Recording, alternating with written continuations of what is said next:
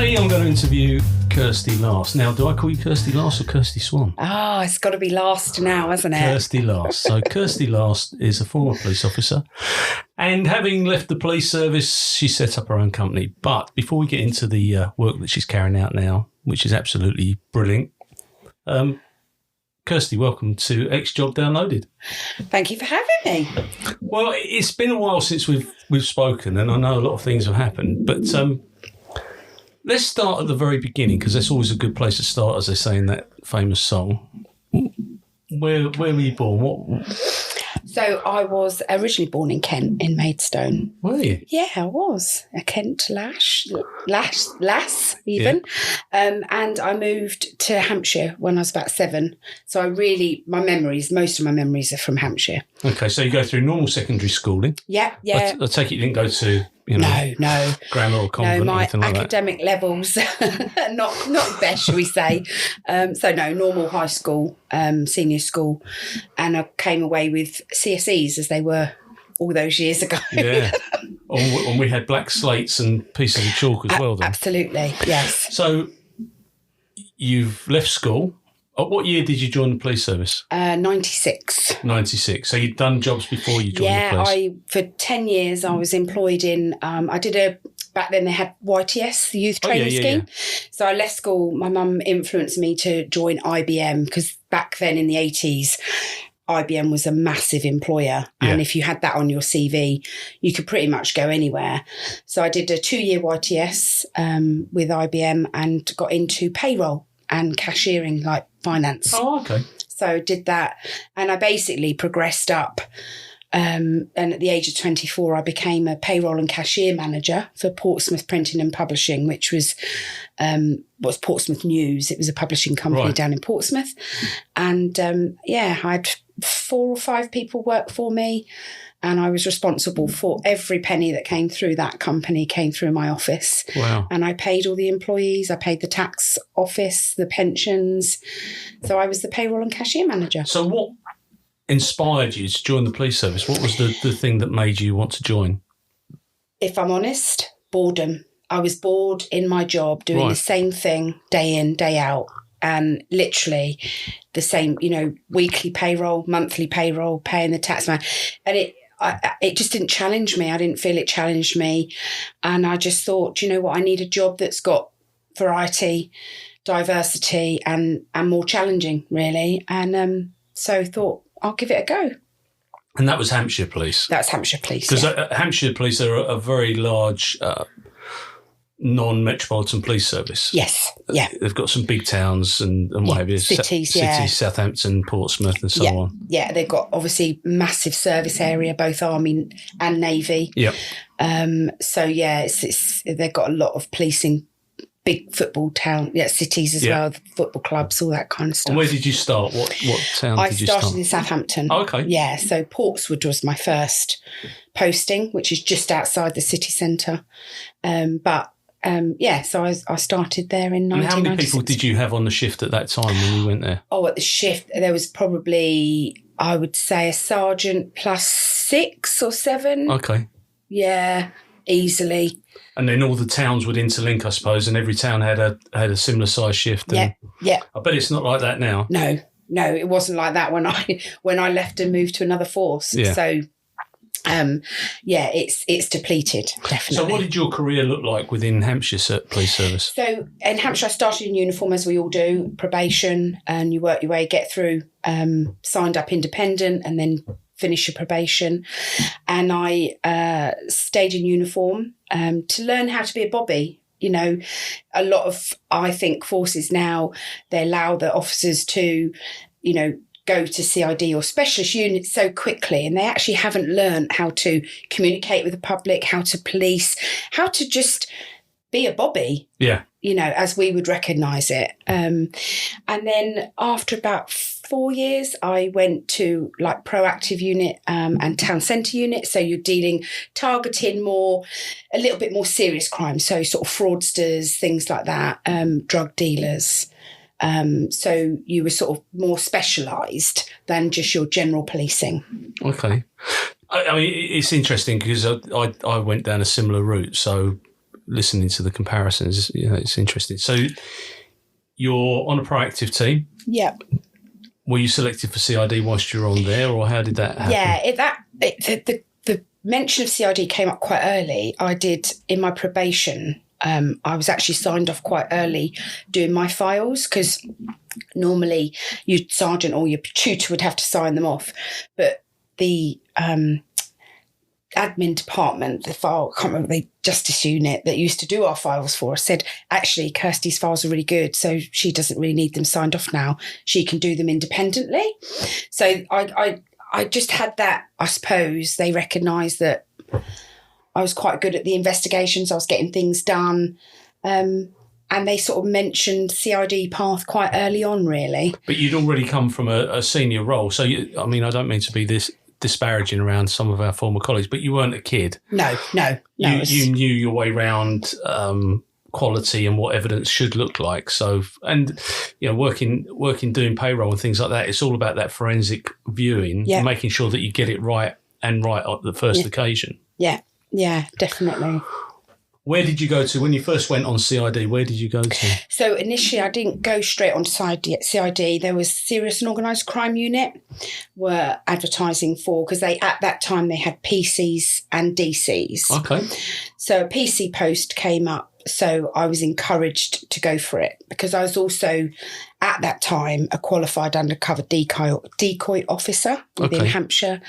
So I'd done quite a few years on units, specialised. And what does that practice. mean then? So let's go back a step. What does it mean to be a decoy officer? Let's explain that one away to the listeners. So there's different levels of undercover officers. And back then, it was, you had your level ones, which were your decoy officers, level 2, which were like your test purchasers. So they would go out and buy or sort of infiltrate the community a little bit more. And then you'd have your full-time undercover officers that would live in the community. So I was the first level.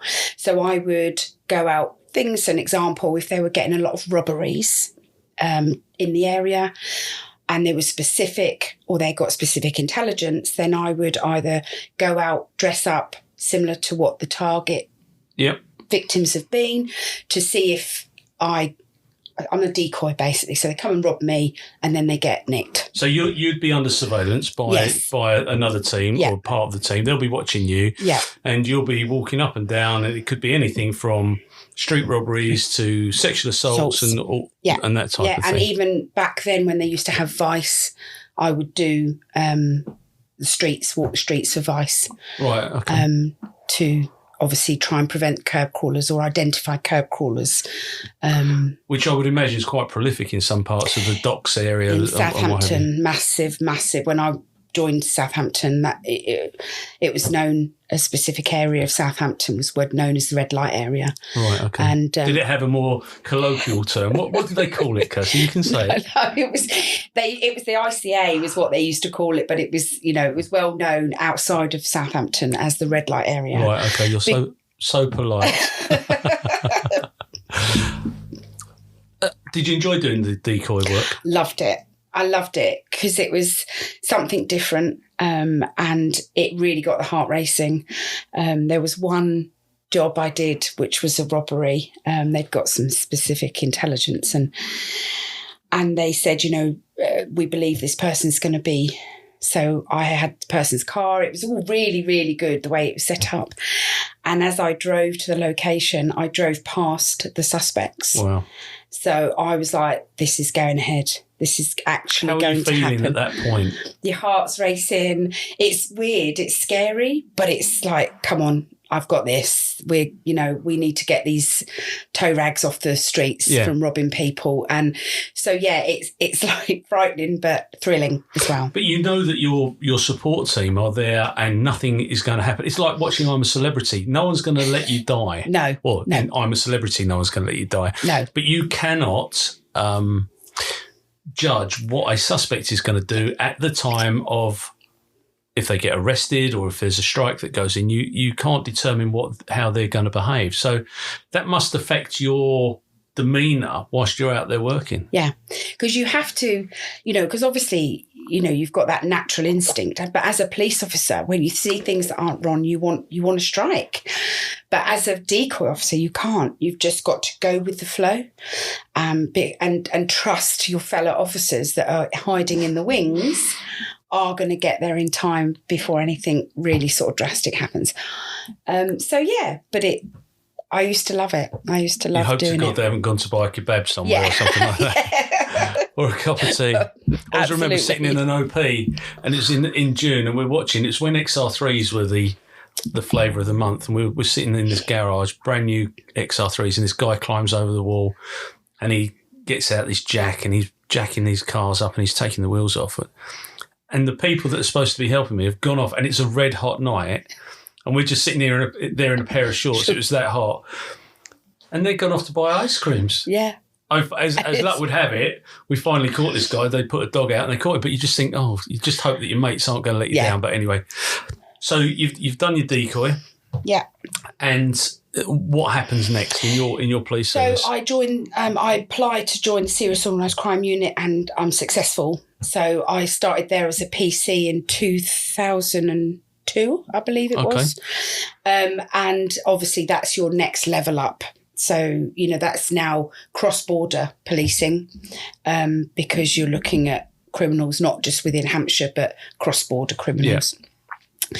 And so I started that, and then I did my CID application at the time.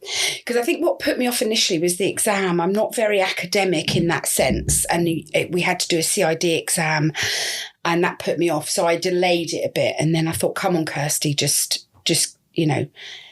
head down, backside up, get on with it. You can do this. I can do this. And I did. I revised solidly for 3 months, and I just got the pass mark because I'm a practical person. I can't read and anything more than a pass is wasted effort. Exactly. A pass is a pass.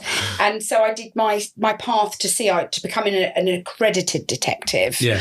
But obviously at that time I'd done quite a few years already. So what sort of stuff did you deal with on the serious and organised crime all team? Sorts, mainly drugs, to be fair, but there was heavy plant, machinery theft, jobs, drugs.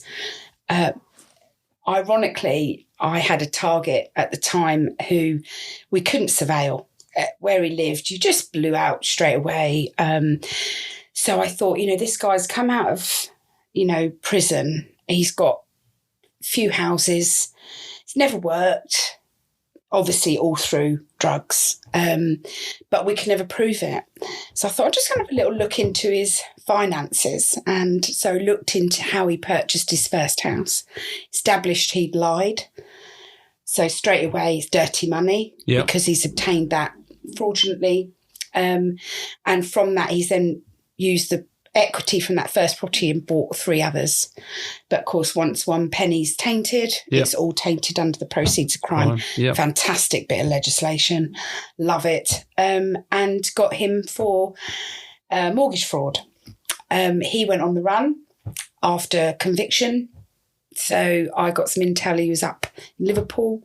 We went up there and I caught him with drugs as well. So bonus. In the end, it all worked out well. So there's lots of various different things we would do. But it's interesting because from what you're describing there, if you go back in history, Al Capone was never convicted of being a gangster. He was convicted for defrauding the tax man. Yeah. So that approach around crime and this is very controversial, and I know there's some people listening to this don't agree, but the drugs world and the drug cartel is still prevalent, and even if they legalised it tomorrow, there will still be people that would run a clandestine market in this country because they would undermine the position of the government. They would sell it cheaper than the government. They'd sell it without tax. They'd still be importing it from... That's exactly it. They wouldn't pay the taxes. They wouldn't make it a legitimate business because they get greedy. Yeah. And that's what, as soon as they're making all this money, they just get greedy. Yep. And they look at me in my flash, Ferrari or whatever it is they might have. Look at my big house. Yeah. And I've never done a legitimate day's work to earn it. No. And they shouldn't have it. No, they shouldn't. That's... Yeah, absolutely. The legislation is spot on. When it comes to proceeds of crime, it is absolutely spot on. The fact that they can go back so far and rip the money out of these criminals' hands. And the fact that if they don't pay it, like this chap didn't, you know, that debt is there for life. Extra time, yeah. And he got 2 more years because he didn't pay it by the certain time. He got 2 years bang like that. And if he's ever seen driving around in a big flash car, you know, or even, you know, sadly, if he was to die, the will, the proceed debt, they'll grab it before the will, you know. So it really is a powerful piece of legislation if it's used correctly. Yeah, and hopefully it'll get used some more. Yeah.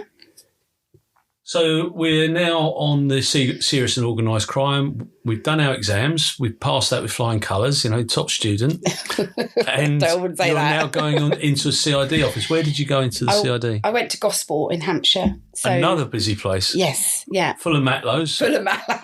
Yes. Not so much now, but back then, yes, yeah. So I did CID at Gosport. I did it. I think I did about 6 months because I thought, you know, it's all well and good being on the SOCU, but I wasn't doing your bread and butter detective work. Yeah. And to be across the board good detective, you can't just specialise. You have to do your bread and butter stuff. And I've always said when I tutored other, you know, uniformed officers and, you know, detectives, trainee detectives, you know, they all want the sexy stuff. And I said, policing is about 5% sexy. So to get that sexy, you have to do 95% of your bread and butter. Yeah. You know, your policing. Mundane. Absolutely boring rubbish, really. But it's not rubbish because you're solving crime, you're helping victims and all that sort of thing. But it's the everyday stuff. If only senior management in the police service now would understand that, because I think a lot of this has passed them by, and I don't want to be critical of the modern police service, but to discount so many crimes because basically they can't be bothered to investigate them. The fact is that community policing is policing in the community. That's where everything starts. Even the crimes online start in a community. Yeah. And the fact that they no longer investigate certain crimes leaves me cold, because that's where we learn our craft. Yeah, absolutely. And I totally agree with you there, Paul, because when I did my CID course, it was very shortly after they'd stopped doing them nationally. No, we used to go to a different police force. 10 weeks in Birmingham for me. And I bet you had some fun. Not at all. I did my course in Hampshire. And I decided to stay residential, you know, at the time, because I think, again, you immerse in that. You know, you're there, you're studying, you're with your colleagues, and you're having a bit of fun as well, you know, on your downtime. But I was in the bar one night and I went outside. I smoked then. I went outside for a cigarette and there was this probationer outside and we got chatting. I said, "Oh, where are you based?" She said, "Oh, Waterlooville." I said, "Oh, right." She said, "I'm not going to stay there forever." I said, "Oh, why is that then?" She said, "Well, they expect me to do house to house on a crappy criminal damage investigation." And I went, "Really?" I said, "How do you expect to be a police officer if you don't actually speak to the community? How do you expect to investigate or solve anything if you don't go and talk to people?" Yeah. And I could not believe that this was the calibre. I thought, that's what about being a police officer is. Yeah. It's talking to people. Yeah, absolutely. It's finding out what's going on in your community. That's how we get our intelligence. That's how we get people to support us. You know, and it just flabbergasted. And, you know, like you say, I don't mean to be cruel, but it just was very different. I was very shocked. I didn't expect to have a probationer have an attitude like that. Well, I mean, we've worked together, so you know my views. I'm a little bit old fashioned when it comes to that. How long were you there? How long before? Because you made the move to Australia, didn't you? I did, yeah. So in 2006, I just thought, you know, I just needed a different challenge. And meeting probation like that, I just felt that we were going wrong. But police forces in this, or police services they're known now, I don't know. I just didn't feel that we were very victim focused. Okay. And I just thought I need to move. I need to move on. I think sometimes you can get a bit stagnant if you stay in one area. Yeah. So Western Australia Police were advertising. And I thought, you know what? That'll be a challenge. Never been to Australia ever. Loved it because I love the sun. And I thought, do you know what? This is a calling. I've got to apply. If I apply and I get it, it's meant to be. And that's what I did. You applied and you got it. And I got it. And I moved over there in 2008. And where did you go to in Western Australia? I went to Perth. So I was based in Perth. I did the training there. My first station was Mirrabooka, which is a little, town. And how did that compare then? So you've gone from Southampton, which is a large city, Gosport, still part of the same area. It's just, if you look at that part of the coast in the UK, it's just a spread of towns and cities, isn't it? They all merge into each other. What was that like going to Western Australia? Because Perth is the most isolated city in the world. Yeah. How was that for you? It was difficult to start with because I met my husband 4 months before I left. So I had that pull on the heartstrings, but obviously we're early into a relationship. I still went. But it was very, because I was joining with, 20 odd other English police officers. Yeah. Okay. So I think there was one Australian officer who was rejoining. The rest of my intake were all British, from across, Scotland, Wales, and England. So you become a little community, but it was just a different lifestyle. The policing, the wording's very similar. The the law, the legislation is all very, they might call it home invasion. It's a burglary, things like that. But essentially, however, they didn't have PACE, but they had just introduced very recently a form of PACE. So PACE, for those people that are listening, PACE was introduced in 1984 and it was to balance up the treatment of prisoners and the way that interviews were carried out. Because in the preceding years, people would get arrested. You'll hear from commentators, contributors in the next few weeks, how they dealt with prisoners in a completely different way. There was no recorded interviews. They'd lock them up for a few days and then they'd go back to them. So this was like that in Australia when you first got there. In England, we arrest them, we interview them. We've got 24 hours to deal with them or longer, depending if. But there they didn't. They pretty much arrested them and charged. So they didn't really arrest them until they had enough evidence to actually charge them. So they didn't really interview, your sort of everyday volume stuff. Obviously more serious crime, murder squads and stuff you would. Before I went to Australia, I went on to major crime in Hampshire. So I did a stint on there before. And what did they deal with there? In Hampshire, they would rapes and murders only. Okay. That's all they would do, or stranger rapes, not known victims. Known offenders. It was strangers only, stranger rape and murders. So Australia were just introducing this new bit of legislation where they had a similar to PACE, so the force was sort of learning all about that, and so I did that, but they were also wanting to bring in the Tier 1, Tier 2 investigative interviewing, which we do in England under the PIP. And I was already Tier 2 trained, being a detective from England.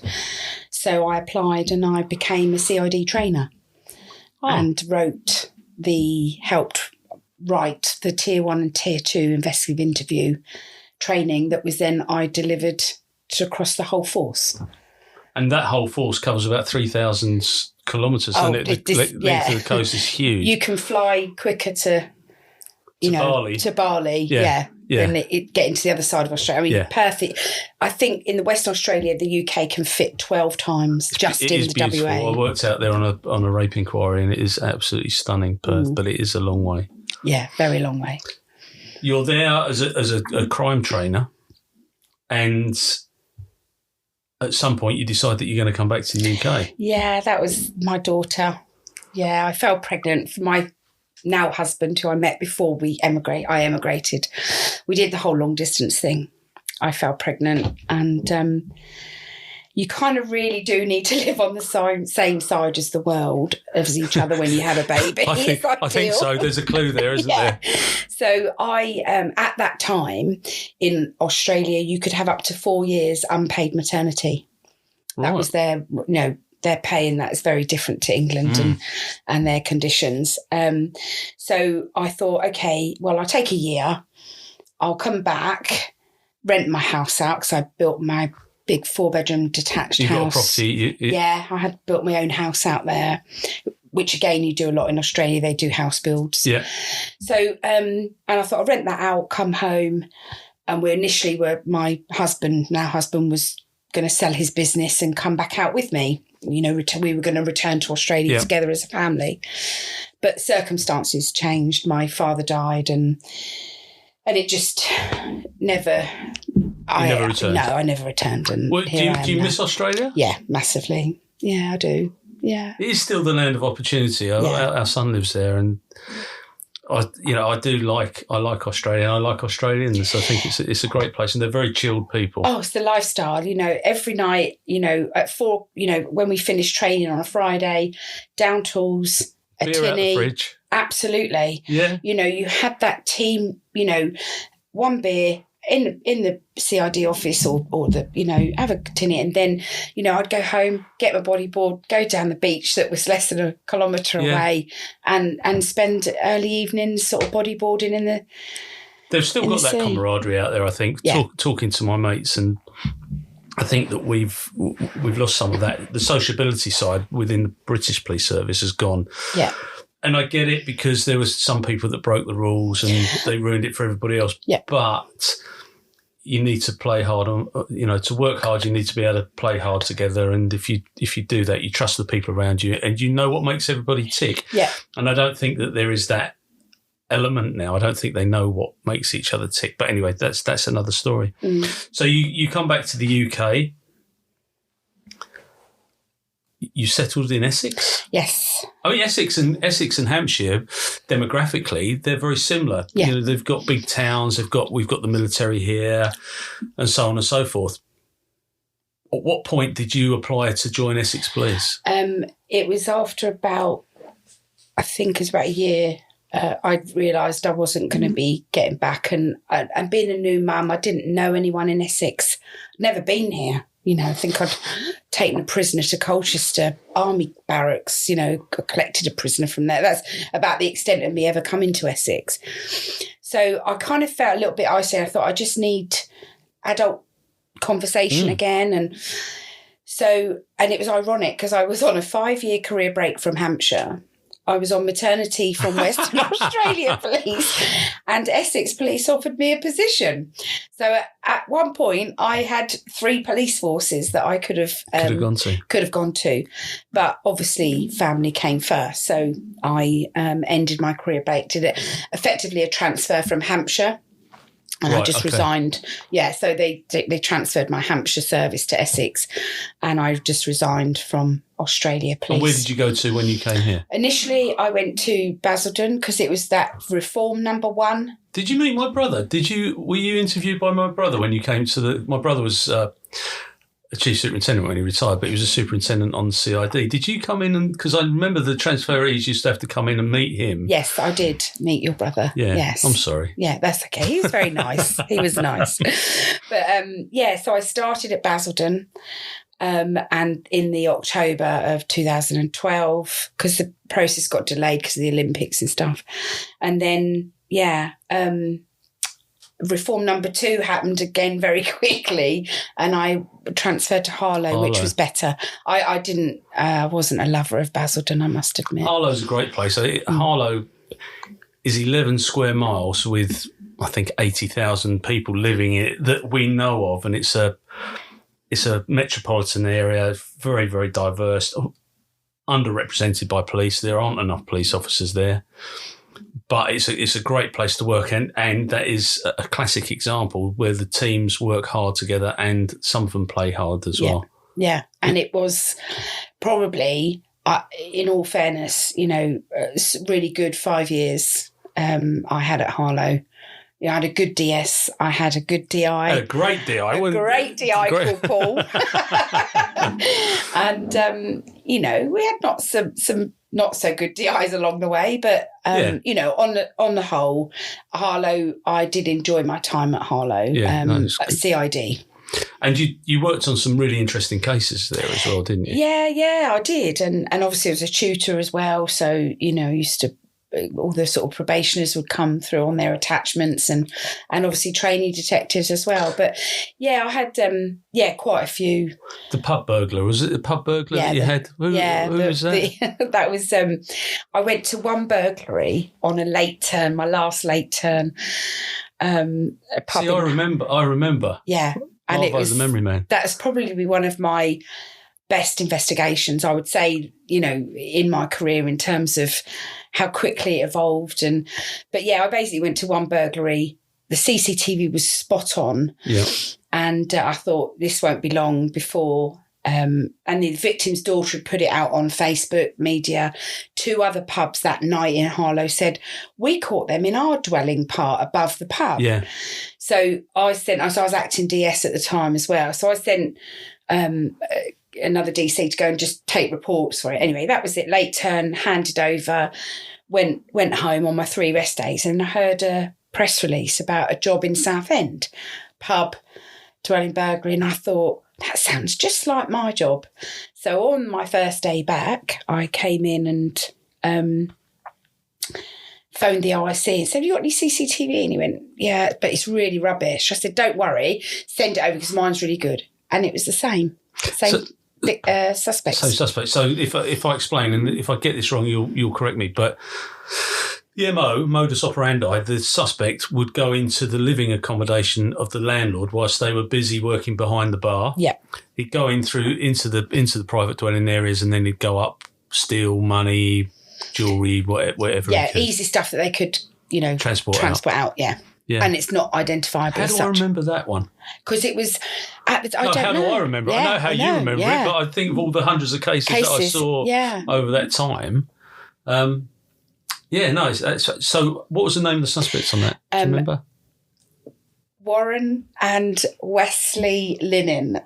Wesley Linen. Yeah, they were brothers. And they got locked up? Yeah, they'd only just been out of prison for 6 weeks, and they went on this massive spree across 8 police forces. And I'd made the link in Essex.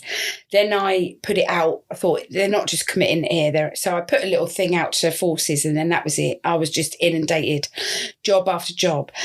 So I just said, well, look, this is crazy. One person needs to manage this. And stupidly, I put my head above the parapet and went, I'll do it. You may say stupidly, but unless people do that, then these things get lost, and there will be 15 OICs and they haven't joined up all the dots.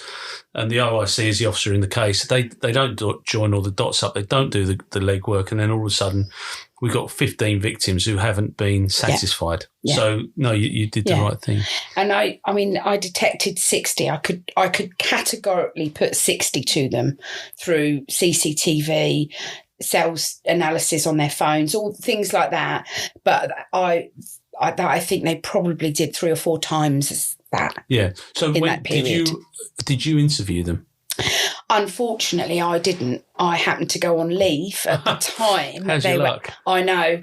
I did all the legwork, with colleagues. Their colleagues helped me as well. But, when I was actually not at work, when the Met helped us, the Metropolitan helped us, and we got them. But all the interview prep had already been done anyway, so it was all ready for them to just be arrested. And do you know if they made any comment, or did we have to prove everything? No comment, no. And then they went no comment, and then at court they pleaded guilty at first hearing. Yeah. Yeah. And they got credit for that probably because... Yeah, they got 5.5 years each. Did they? Yeah. Oh, good. So, 5.5 years. It's always nice. I was proud of it because, to just make that link and then say, look, someone needs to manage this. How do you think, when you go back to a victim, when we went back to victims, how do you think the victims took that sort of news?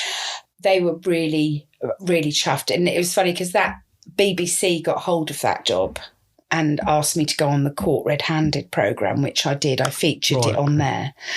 And the first victim, the only burglary I actually attended, where I got that CCTV, he said, DC Swan, I love her. I love her. That's how he ended his interview with the BBC, because we never got his money back, but he knows we caught those people in a relative, because realistically the statistics of catching burglars is, you know, and to catch a burglar and actually categorically charge them with 60 is like, it's not unheard really, of. yeah.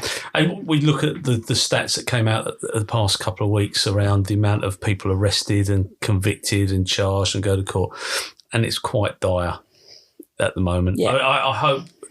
I hope that Mark Rowley and BJ Harrington, all the senior officers in the country, they start to get hold of this and make sure that their staff are going out, because they've politicised the police service.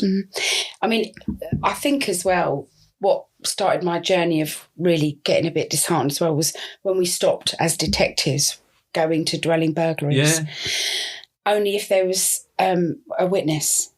Well, how are you ever going to solve crime? As it goes back to that, you need and burglary, it's an invasion of your privacy, and you need to know that the force that the detectives are investigating. Realistic, we wouldn't detect most of them, but that reassurance that we were actually trying to do something, and we were. All good detectives and all good police officers are really genuinely doing everything they can to catch these baddies, you know, and, you know, without facing the public and talking to them and saying, look, we might not, but trust me, we will do what we can. And victims need that. Yeah, they deserve it as well. It's interesting, because one of the key phrases that I used to use is that a suspect very rarely gave themselves up to a CID office. I also used to say, if you're not going to use your warrant card to arrest somebody, give it back and we'll get somebody else who will. Yeah, absolutely. And, you know, you've got to get out there, ruffling the waters, digging through the leaves, if you are going to actually make a difference. Yeah. No, I agree. So you've done your time at Harlow and you decide to go on to major crime in Essex. Yeah. Regrets? Yeah. Yeah, sadly. Don't like to say it, but yeah. I didn't think it would be. And, you know, it is quite disappointing that, you know, it's a bit of a two-way thing, because I regret going there, but I don't, because of what I've moved on to do now. Yes. So I was only on there for a short period of time. And I did, you know, enjoy it. My colleagues were great. It was just one person, sadly, spoiled it for me. Senior management, who effectively bullied you out of the organisation. Yeah, just treated me really badly and then denied it. But then was witnessed, and it just all got really silly. And, you know, I tried to deal with it myself and confront it, and the deny was there. And I just thought, you know what, I'm peeing in the wind.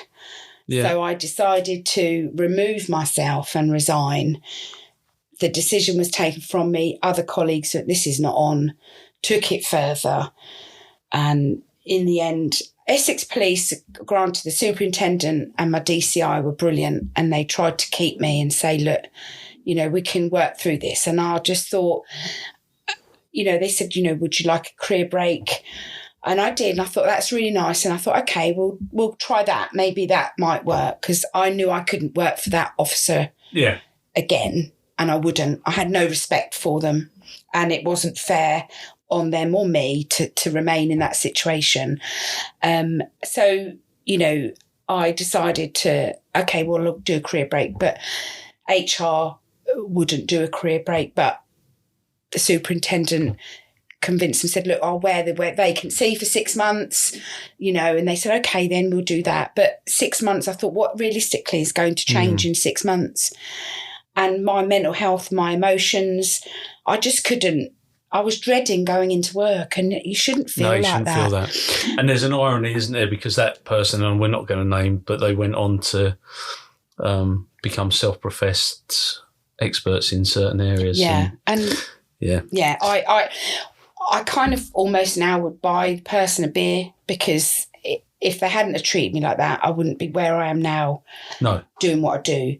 but it's bittersweet almost. Of course. You know. So let's talk about that, because I know that before you left the police service, you were already studying in this area, weren't you? Yes. So yeah. I sound like what was that program, Stars in Your Eyes Tonight, Matthew? Yeah. So what were you studying? Just let the cat out of the bag. What were you studying whilst you were at Harlow?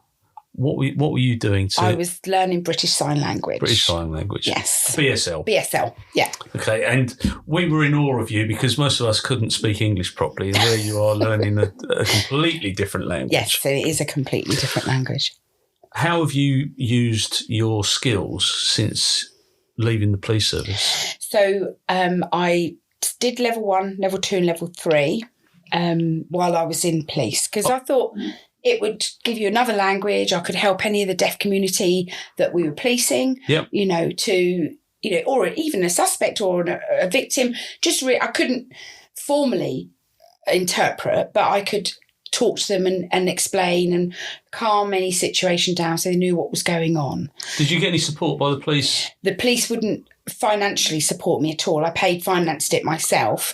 The only thing that they would guarantee was that they would allow me to alter my shifts on my college night so I could attend the course. Okay. So I could either take it as leave or I could just do an earlier shift. But given how the police service embrace diversity in other areas, you would have thought they would have said, do you know what, we'll help you with this. Yeah. Because this is absolutely brilliant. I couldn't tell you of anybody else in Essex that can. I'm sure there are, but it's a skill, and we all know that we could have suspects and victims that come in. Yeah.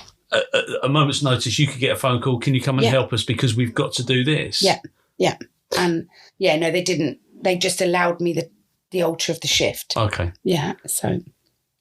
How does it progress from there? So you've done your sign language. Yeah, so I'm doing my sign language, and my best friend, she is what we call a lip speaker. So she's an interpreter, BSL interpreter, but she's also what we call a lip speaker. And what does that mean then? So a lip speaker is a person who's professionally trained to be easy to lip read. So not all deaf people, and this is a massive misconception that people have, is that if you're deaf, you sign. And actually, a lot of people don't sign. A lot of them are brought up what we call oral. So they have maybe hearing parents and they lip read them. But not everybody is lip readable. People don't articulate, people mumble, people turn away, because they haven't got that deaf awareness. So a lip speaker is someone professionally trained to be lip readable. We cut out redundant language. In the English language, we love to put in a then and a that and you don't need it. So we remove redundant language and make it lip readable. You can only lip read realistically about 110 words a minute. Some people talk at about 170 words a minute. So we, learn how to remove those languages, but we repeat the tone and the intonation, everything of the speaker as well. And so that a deaf person watches us, not the speaker. I wish I had a camera on us now, because you're signing as you're automatically signing as you're explaining to me. Yeah. And there is an irony that this is audio, and we are going to get subtitles put onto this for the people that you work with, because I think it's important they know your background and where you've come from and how you've got to where you are. Yeah. You've done your course. I assume there are courses involved. Yeah, so that was the other catalyst about leaving the police as well, because I asked them if I could do the lip speaking course, because it was 2 days a month, a Friday and a Saturday for 18 months, but they wouldn't guarantee me a Friday and a Saturday off. So, things happen I'm a great believer things happen for a reason. So that happened, and so I left Essex Police and joined Braintree District Council as a housing options officer, so dealing with homelessness. And that allowed me the time to sign up and do the course. Fantastic. It was an 18-month course. And, So what does that mean now? Because you've got your own company, haven't you? Yes. And what's your company called? East Coast Lip Speaking. East Coast Lip Speaking. And if you use all the W's and you use the word East Coast Lip Speaking, you will find Kirsty's company, and they're credible. In fact, they're incredible, the stuff that they do. What does that mean for you now, though? So for me now, I'm self-employed. I say I've got East Coast Lip Speaking is my webpage where I, provide my services. I have demonstration videos on there that show what lip speakers do, should I say. So you can have pure lip speaking where a deaf person who doesn't sign just lip reads me, or they do some sign. So I can do lip speaking without sign, or lip speaking and add the sign. And then that allows me to go and work for any area I want to, any person. So if there's a deaf person working, they have access to work budget. They pay to have communication support if they prefer to lip read. And then, so I work in health care. I support a health visitor. I support a lady that works for Deaf Blind UK. Excuse me. I'm in court. I'm lip speaking in court. A defendant is deaf, so I'm there to support a defendant who's deaf. So I work in all sorts of domains, and that's where it takes me. So any deaf person who needs communication support by way of lip reading would ask a lip speaker to give that support. That's fantastic. And you've said that, you've covered courts and what have you, but you must get people out of a real jam. They get into and I think communication is the greatest skill that we as police officers have, both written and oral communication. And to be able to use that in your business in such a professional way is absolutely fantastic. So if you had a target market, a wish list of people that would like to listen to this, what areas of industry in the community would you like to reach out to? Any, because I can support any deaf person in any domain. So, obviously if it's scientific, as long as I can say the word, then I can support them. Obviously science, you get some really random acronyms and difficult words. But if I can say the word, I can support them in whatever domain, and a lot of deaf people who lip read just get on with it because they don't realise what support is out there for them. So what I would say is to anybody who's listening who has a deaf employee, a deaf family member who's struggling at work. I did an interview the other day, and a lady it was a PIP assessment, and she said, I really struggle at work in meetings because people don't talk one at a time. So she'd never had communication support. What's a PIP assessment? So personal independence payment. Right, so okay. I do communication support for people who are being assessed for PIPs. That's another area that we do. And while she was being asked about, her deafness, how it affects her daily living, she was explaining about being at work in meetings every day. And although her colleagues know she's deaf, they forget a lot and they just carry on talking, and she's excluded from so much because of that. Whereas if myself or another lip speaker, as this lady didn't sign, she lip reads, was in there, she could say who's talking, what they're saying. That's our job. We relay all of the information that is in a room so that person has full access to it. And you're absolutely right about the exclusionary element, because if there was any other form of diversity and they were being excluded in the same way, there would be outcry. Absolutely. But because somebody's deaf, it's almost, they're deaf and they're almost excluded immediately without anything else. And, people do it without realising it. Yeah. Someone's deaf and they ask a question and they say, sorry, I didn't hear you, I'm deaf. They go, oh, don't worry about it. That is the worst thing, awful thing that you can say to any deaf person. If you felt it was enough to say it, then you should be telling them what it is. Yeah, absolutely. They are so good at adapting to lip reading. They might not get it all. Even an expert lip reader will only get about 70% of what is said. Right. And it's very important if you're communicating with a deaf person, let them know what you want to talk to about first. So don't just tap them on the shoulder and say blah, blah, blah. Just tap them and say, I want to talk to you about, your paperwork, because then they'll start to look for words related to paperwork on your mouth, because we all know you can get mixed up. People do the whole colourful, don't they? I love you or colourful looks exactly the same when you switch the voice off. Right. So it's things like that, but they'll be able to piece it together like a jigsaw. We were watching the One Show and Rose was on there. Rose Ayling. Fantastic. What a person. And it took her a while to catch up with what the conversation was about. Mm-hmm. But it's marvellous that she's able to work within the theatrical world successfully. Yes. Because 20 years ago, she wouldn't have. No.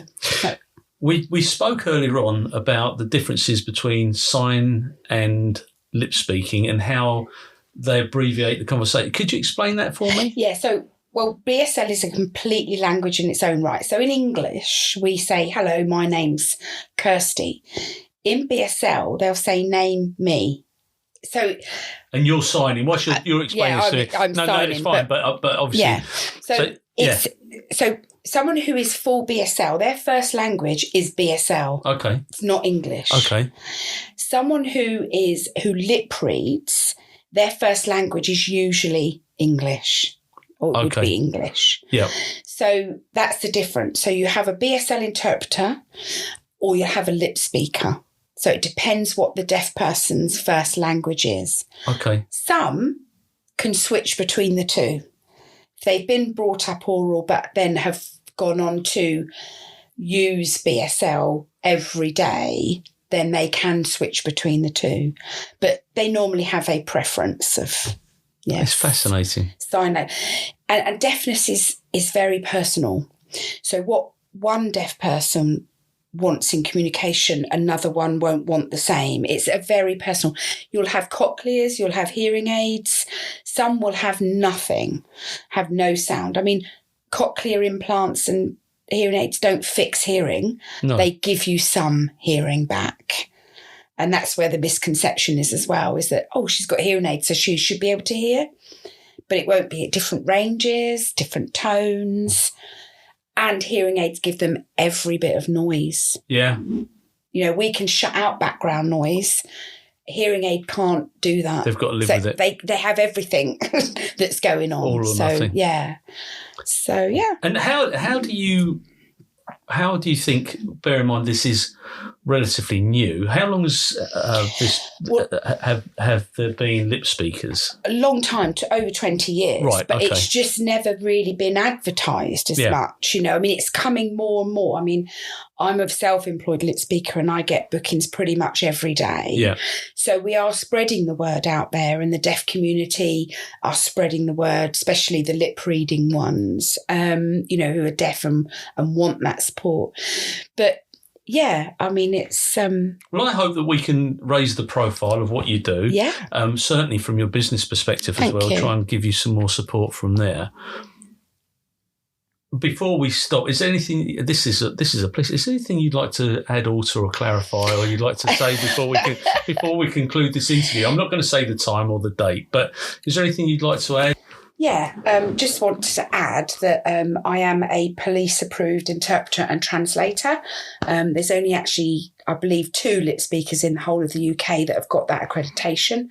That is now a requirement for any interpreters. That's fantastic. In the police domain to have that accreditation. And how often have you been used by the British Police Service? I haven't as yet, although I have been contacted, but they needed an BSL interpreter. But again, I put them onto to someone that could help with that. That's interesting, because I wonder what they're actually doing in order to deal with victims and the like who are deaf. Bear in mind, if there's only 2 of you, the law of averages says that you should be getting called in to deal with these individuals. Yeah, it's if they. I mean, there's 2 lip speakers. There might be more BSL interpreters, BSL, but 2 lip speakers accredited in the UK at the moment. And along with that comes government clearance as well. So, I've been vetted for all of that. And I would love to collaborate more with Essex Police to try and raise their deaf awareness and try and improve their service to the deaf community, because I think that's important. And I've got the accreditation to do that. Or maybe we need to speak to Vernal Scott, who runs the inclusion department at Essex Police. I do follow him on Twitter, and I will make sure that I get him tagged in this and that he's made aware of the things that you do. Yeah. I mean, it's anything to do with the deaf community will be able to help. And even for the police force, providing them some deaf awareness training, because they will at some point come across a deaf person within the community that's a victim or a suspect. And I've seen that where a deaf person has been a suspect, and to try and communicate with a deaf person who doesn't understand what's going on. They could have a gun, a taser. They could have somebody who's got a baton and they're trying to arrest them for a crime. Mm-hmm. Their frustration then comes out and they become non-compliant, let's say, because they don't understand. And the police then react to that in an adverse way often. I was used only once when I was at Harlow. And that was, I think, at Loughton. They were going to arrest someone they knew were deaf, and they knew that I did some sign. Now, I wasn't an interpreter. I just literally used my basic sign skills to explain that they were being arrested. It was all fine. And, took them to custody. And then at custody, they then got a BSL interpreter. But it calmed the whole situation down just to have that, basic, right, I'm not an interpreter, but I can explain in your language, because you've got to forget, it's not, they shouldn't have to adapt to us. No. We adapt to them. Yeah. You get an interpreter or a lip speaker so that you can communicate with them, because you're not lip readable or you don't sign. It's not they should have to put up with it or get on with it or just adapt. Interpreters and lip speakers are there because whoever wants to speak to them can't. No, of course. Their language. We do it with foreign languages. Why do we not do it as we should with deaf community? It's been an absolute pleasure talking to you, and I'm grateful for your time today. I know how busy you are, but is there anything you'd like to put in there? No, I'm just thank you for inviting me, and it was nice to be able to talk about the older times and really my career journey. I appreciate it. But really, I think just for anyone who may have a friend who's deaf or a colleague who's deaf, take a look at my website, www.eastcoastlipspeaking.co.uk. Take a little look, have a little demonstration, look at the videos, and see if it's something that can help them, because whatever your preferred communication requirement is as a deaf person, if I can't help you, I will find someone that can. I work very closely with Lip Speaker UK, who's my best friend, Leslie. We collaborate. She's the one that influenced me to become a lip speaker. Her friends, said I was easy to lip read. Between the two of us, we will get you that support. We'll help with access to work applications, disabled student allowances. There's so much funding out there that people aren't always aware of or are frightened to apply for. Okay. Just email me through my website and I'll help. If I can't help, I'll damn sure find someone who can. Kirsty, you're an absolute star. Thank you so much for your time today. Enjoy the rest of your weekend. And I'm really looking forward to speaking to you soon. Lovely. Thank you for having me, Paul.